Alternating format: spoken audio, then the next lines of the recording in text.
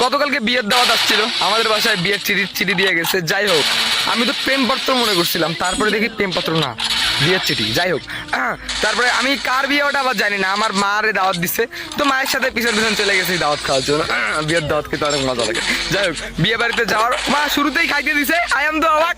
যাই হোক, শুরুতে বসলাম, খাইলাম দাইলাম, আমি যে কোন পক্ষ ওটাই তো জানি না। যাই হোক, ওখানে খাওয়া দাওয়া করতে দেখলাম একটা লোক এসে আমার মুরগির মাংস দিল, আরেকজন এসে গরুর মাংস দিল, তো খাইতেছি আর কি। ওরে মা, হঠাৎ করে হলুদ কালারের একটা মাইয়া এন্ট্রি মারলো। এত সুন্দর মাইয়া, চুলগুলা বড় বড়, আরে ভাই কি যে কউ। তো মেয়েটা যখন ঢুকলো, ঢুকে আমার দিকে দেখতেছে। উফ। তারপর দেখলাম আমার আম্মু আবার বলতেছে, মা ভালো আছো? ওই মেয়েটা বললো, হ্যাঁ আন্টি ভালো আছি, চুলগুলো সরাই বললো। ও ভাই, আম্মুরে বলার সাহস পাইনি আর কি।